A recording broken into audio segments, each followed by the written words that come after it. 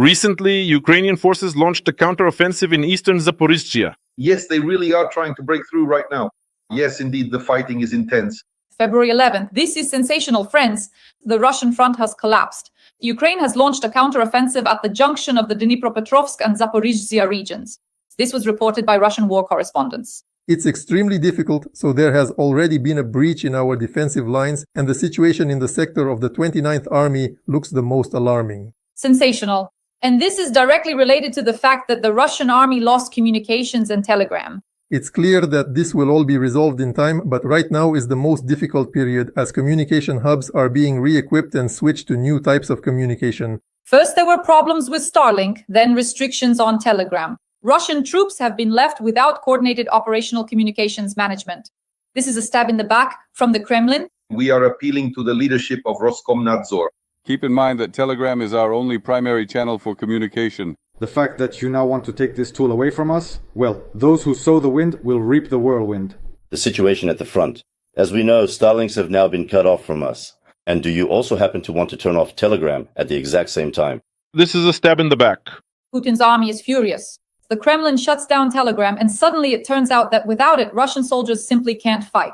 In the new territories, since this will lead to a decrease in the effectiveness of our work countering UAVs. And at that very moment, the armed forces of Ukraine began to take active measures. The offensive is coming from the direction of Pokrovske, Veliko-Mikhailivka, and Ternovate. Guliai-Pol in order to split Russian forces and get behind their lines. The defense forces have cleared the village of Kosovtsevo in the Zaporizhzhia region of Russians. They also blew up the Lukoil oil refinery in Volgograd. And all this is happening because there is a catastrophe in the Russian army. In addition to Starlink being shut off, military telegram channels have also been disabled. Even the governors are furious. Good morning, dear friends. Yesterday, we all saw that Telegram slowed down significantly, which I'm worried about. My personal Telegram channel served as the primary and most reliable source of information, especially regarding matters of your own personal safety. It's now very easy to imagine that tomorrow the security forces will arrest Governor Gladkov himself for going against Roskomnadzor and the Kremlin. After all, Belgorod is Ukraine. I would like to address Roskomnadzor and those even higher up. Maybe Vladimir Vladimirovich will hear this. The Telegram platform allows us to quickly exchange information and effectively fight against enemy UAVs. The guys are complaining that the Telegram channel was the only working means of communication for Russian mobile air defense groups. Another stab in the back. After the Starlink shutdown, Roskomnadzor dealt another blow to the occupiers' communications on the front line. Internet censorship is now warning the enemy drone operator. The fact that you now want to take this tool away from us? Well, those who sow the wind will reap the whirlwind. Because of the Telegram shutdown, the enemy is suffering additional losses. And all of this benefits the armed forces of Ukraine, who are currently conducting brilliant offensive operations. Honestly, it's all kind of sad. The Sheburneg is kind of coming. So, in the comments, ordinary people are writing, "Stop blocking everything. The people's patience isn't endless either." Telegram is called a de facto field headquarters in your pocket. It was used for calls, unit management, sharing intelligence, and coordinating mobile air defense groups. After the restrictions were introduced, some of these processes became more difficult. I'm addressing Roskomnadzor. My call sign is DJ. And right now I'm on combat duty. We're fighting enemy UAVs so they don't reach our beloved homeland, Russia.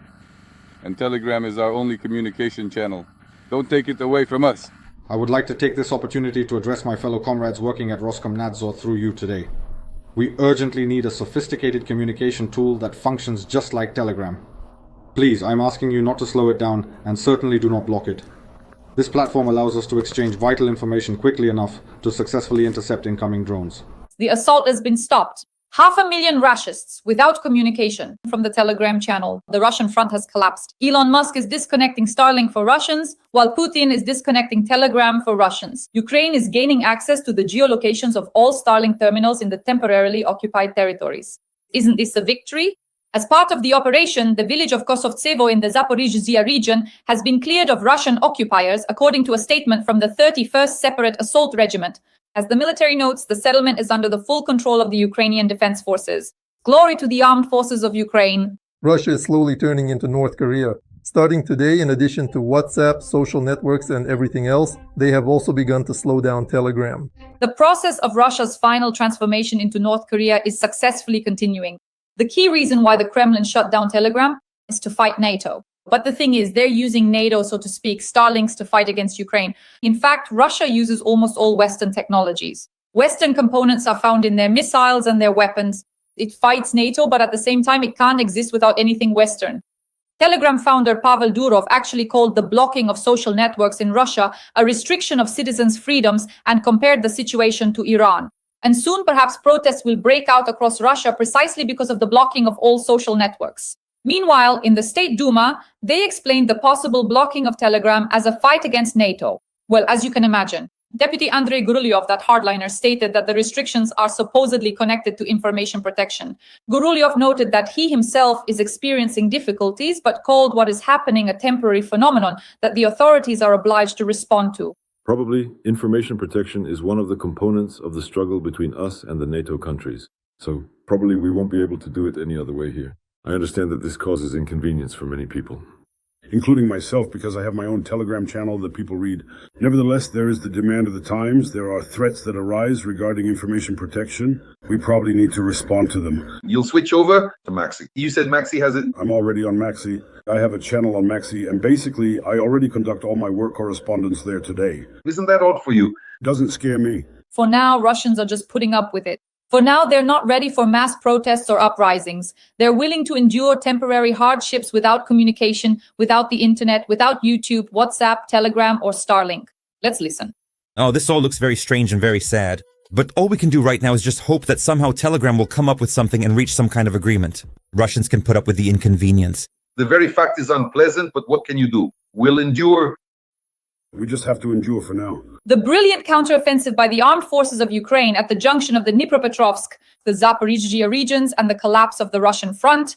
This is exactly what we are going to discuss right now with the well-known military analyst Roman Svidan. Well, if Starlink has been disconnected, then what's the point of geolocation if it doesn't work? So, I mean, there are some inconsistencies here, to say the least. Although, from the standpoint of targeting, let's say, the locations of Russian units that had Starlink, this issue was definitely worked out, including with Musk.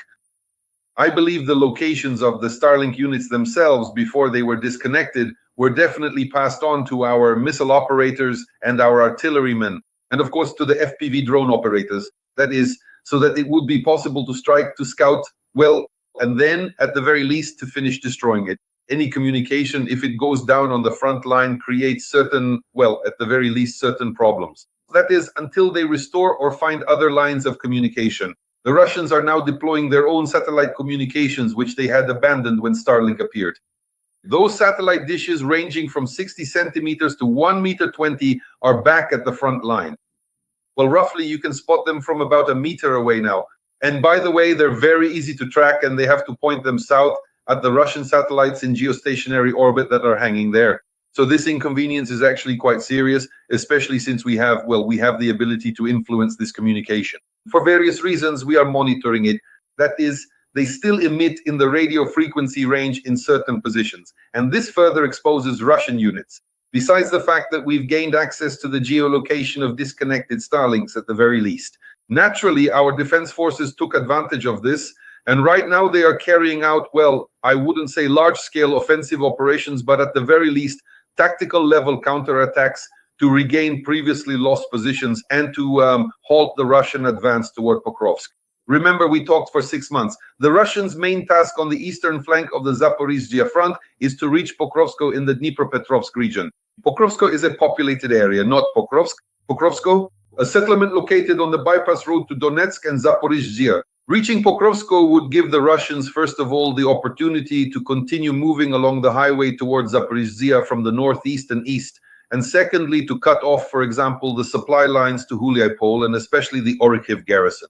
That's why it was necessary to conduct an army-level operation. We talked about this last year, an operation at the army level involving at least 2 corps in order to stop this Russian advance toward Pokrovsko. The most interesting thing is that lately, some Russian Z channels, the reason they're now starting to roll back in the opposite direction is that, in their words, they've already practically reached Pokrovsko, supposedly captured 12 settlements where they haven't even come close to appearing. The Russian flag-planting squads were running around there, those Russian self-styled troops who have already been taken out. Well, one of their main tasks is to sprint to some settlement for a few pennies, stick in a Russian Aquafresh flag, carve Vasya was here on a birch tree, and declare that the settlement has been captured.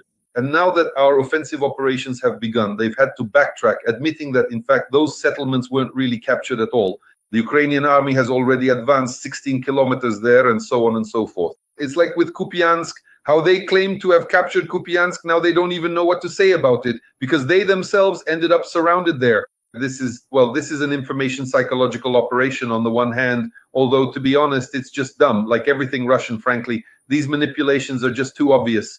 Naturally, as soon as we started moving in the opposite direction, that is trying to straighten the front line and push the Russians a bit further east from the Huliaipol direction, the Russians immediately began to retreat as well, loudly proclaiming for everyone to hear that the Ukrainians are coming, good evening from Ukraine. But the next step, since this was clearly a Russian information psychological operation, the next step will be, and we need to be ready for this, the Russians will now start talking about millions of dead Ukrainians, hundreds of thousands of destroyed Abrams tanks, thousands of downed planes, and so on and so forth, as if the offensive had failed.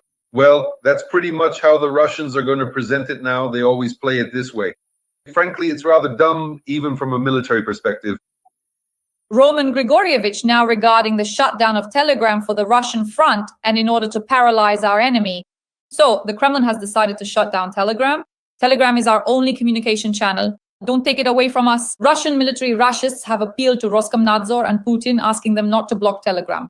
Propagandist Boris Kochevnikov at the same time reproached Telegram founder Pavel Durov for not being able to simply make his freedom-loving messenger stop helping to kill people, spread filth, lies, and serve scoundrels. End of quote. After that, a series of large-scale appeals began from the Russian front line, saying that they needed Telegram back because otherwise there would be a catastrophe in the army. And as I understand it, they won't be able to repel attacks from Ukrainian drones. Roman Grigorievich, from a military point of view, as I see it, this only works to our advantage. How could this harm the Russian army today? It has already caused significant harm, because several critical platforms for exchanging vital information about our airstrikes on Russian military targets were indeed based on Telegram, specifically the Telegram messenger service. So quickly switching to another platform or recreating the network they had on Telegram is simply not something they can do quickly. They won't be able to for various reasons, because Telegram was, on the one hand, a convenient platform in this sense, practically created for the purpose of notifications. Well, that's just how it turned out. Of course, no one planned it that way on purpose. It just happened. Naturally, they chose the most convenient platform, Telegram. For Russians, at least, it was that kind of mechanism. Right now, they can't quickly switch to a new platform. Why? Because everyone would have to move somewhere else all at once. That's unrealistic. Platforms like this are built up over years, over many years. Naturally, the attitude, or say the same information sharing and flow of information, can't just quickly switch to something else. So once again, Russians have shot themselves in the foot or in the butt, depending on which you prefer.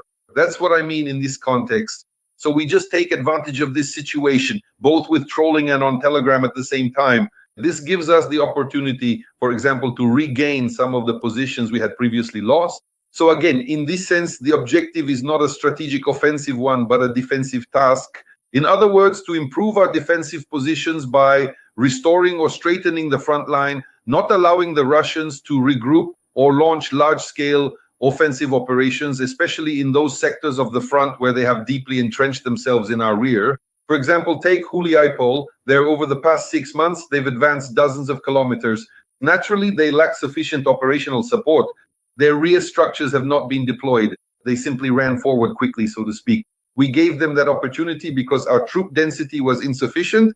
Now, additional units, our assault troops, have been redeployed to this direction toward the Huliaipol area, and they are working on reclaiming previously lost positions and trying to hold the advance of the right flank of the Russian offensive near Huliaipol, and with positive momentum. Indeed, there are currently positive developments related to the liberation of several of our settlements, which are very important for establishing a new defensive line in this direction.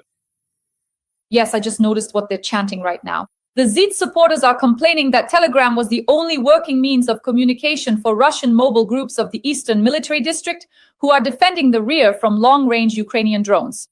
Roman Grigorievich, can we now attack them much more effectively using our drones on the front line? No, we'll keep attacking them just as we have been. It's just that now they'll have fewer opportunities to shoot down our drones of various types and missiles since this platform is gone.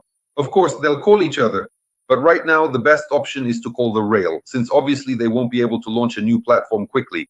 And Telegram has already been created, meaning certain measures have already been taken that won't allow Telegram to return to the control of those same Russian mobile groups. There really are quite a few mobile groups there and quite a few drone operators as well, by the way.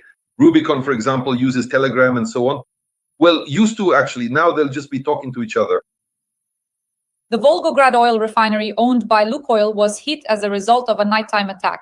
According to estimates, this is at least the 9th attack on this refinery since the start of the full-scale war. Roman Grigorievich, we've talked before about how, for some reason, there have been fewer strikes on oil refineries lately. And so last night, as you wished, so to speak, there was a new attack. What do you think about this? Well, there hadn't been any strikes on oil refineries for a month and a half. Something was flying near Slavyansk-on-Kuban, just flying by. The general staff reported that they had destroyed Slavyansk-on-Kuban, but Slavyansk-on-Kuban itself hadn't even heard that anything had flown by. So, in other words, our general staff spent a month and a half just putting on a show, pulling the wool over our eyes, but in reality, not a single oil refinery was actually hit. In that month and a half, the Russians managed to restore all the previously damaged oil refineries and even lifted the ban on diesel exports. Basically, they have almost completely restored and neutralized the work our drones did over half a year, from August to December last year. And the blow dealt to the Russian economy was serious. Almost a fifth, up to 20% of Russia's oil industry was shut down. But in just a month and a half, they managed to restore operations with the help of the Chinese. Of course, that's obvious because the Chinese equipment is still there. You can see it. So the preparation and rapid restoration of Russian oil refineries is at the very least thanks to Chinese involvement. Now, finally, we've started, or rather continued our work. Well, actually not continued, but really started. Why? Because after the Russians restored everything, it turns out we have to start working again. We have to start the work from scratch because that's how the economy operates. They were given the opportunity to recover, to obtain certain funds, and to create a financial cushion. Now we'll have to destroy thousands of drones again in order to shut down the Russian oil industry. We don't have any other option. There simply is no other way to stop the fighting to achieve peace in Ukraine, peace in Europe, except for the collapse of the Russian Empire through economic turmoil. That is, through the collapse of the Russian economy. Without this collapse, nothing will work out. We won't be able to stop the war and we'll lose our statehood. And strikes are possible. That is, the collapse of Russia's economy is only possible through the destruction of its oil industry. The destruction of the oil industry should start specifically with oil refining. First, the oil refineries. Force the Russian oil and gas extraction industry into overloading oil at so-called oil terminals. Then take out the oil terminals in order to halt oil and gas extraction. And after that, we need to get to the Russian oil depots. There are about 500 main ones at the very least. There are about 500 main ones and only 2 or 3 dozen large ones, no more than that. By the way, there are also only a few dozen oil refineries. And among the main ones, for example, the Volgograd oil refinery is included in the top 5 largest. 15 million tons of Russian oil processed per year is worth billions, tens of billions of dollars. Moreover, the Volgograd oil refinery produced diesel, gasoline, and aviation kerosene. This is very important. In other words, it is important for us to ground Russian aviation by destroying oil refineries that produce aviation kerosene, including for military equipment. Karma has reached Vladivostok as well. Due to an unexpected powerful explosion and fire at the CHP plant, up to 100,000 people were left without electricity. Suddenly, an unexpected accident occurred at the Severnaya CHP plant. Because of a short circuit, the transformer suddenly caught fire, after which the substation was simply shut down. As a result, up to 100,000 residents were suddenly left without light, water, and heating. As a bonus, the traffic lights in the city aren't working. So the atmosphere of complete comfort is guaranteed. Roman Grigorievich, are these the concerned citizens? Concerned citizens, especially with surnames like Borodenko, Kovalenko, and Dmitrenko. After all, it's not for nothing that we've been talking about the Far Eastern Ukrainian People's Republic for the 2nd year in a row. This is the Green Wedge, the very thing that more than 100 years ago was started by our compatriots, residents of the Chernigov and Poltava provinces. Tens of thousands of Ukrainians were transported there by ships and boats. They traveled for several months. And over more than 100 years, they developed this very direction, the so-called Sinicization. So Vladivostok is exactly there. That's Kim Jong-il, a real woodpecker, to be honest, a North Korean donut. He still doesn't get it. He thinks that by sending people 7,000 kilometers away to fight in Ukraine, we won't be able to reach them, the North Koreans. We'll get there because Ukrainians are already there, already in Vladivostok, already along the left bank of the Tumanaya River, which separates our Ukrainian Far Eastern People's Republic from North Korea. I think at some point we'll come to an agreement with the South Koreans, and then that North Korean donut will be in trouble with us. Everyone will remember this 100%. But the fact is that work, for example, in Vladivostok is being carried out precisely by our concerned people. Once again, I repeat, I do not rule out the possibility that these are indeed Ukrainians, genetically still our compatriots. In fact, every second person there is Ukrainian, and every first person is a relative of Ukrainians. Well, that's about how it is. Ukrainka, Chernigovka, these are airfields, and I'm only naming the military airfields located on that very land. That's in the Far Eastern Republic, in our Mura district. So this issue is already being addressed. Then the destruction, for example, of Russian energy facilities like the Vladivostok CHP plant is currently a priority at this moment. So when they say there was some kind of short circuit, it wasn't a short circuit, it was made to happen.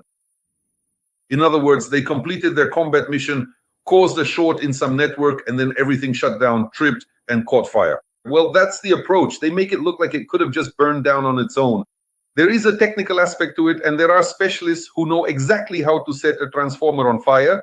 Well, for example, if someone sets fire to a step-up or step-down transformer at a thermal power plant, especially since that's actually the optimal way to do it, just unscrew the cap, drain the oil, and set it on fire. There are dozens of tons of oil. Everything will burn down. And then there's the issue of headlessness.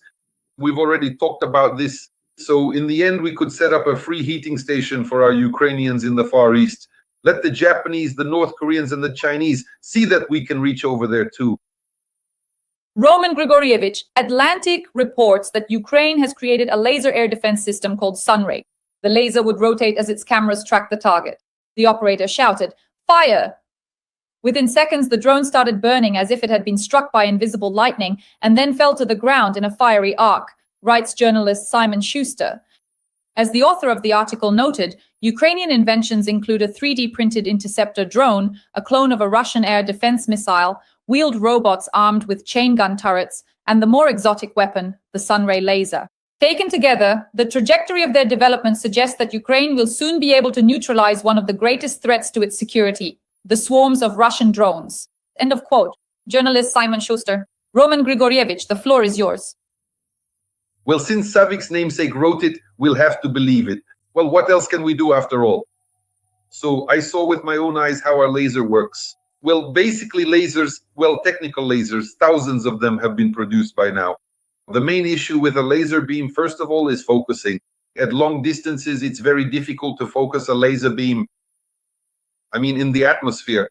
In outer space, focusing is basically not a problem, but in the atmosphere, creating a certain energy flow is difficult, and focusing takes several seconds. Just imagine for a moment, it is not simply like you just turn on a standard flashlight and there is your beam. No, you actually have to carefully focus that light beam for both distance and maximum power. In order to successfully reach your intended target, focusing takes several seconds. If the target is airborne and fast-moving, just try to do that. It's actually quite difficult.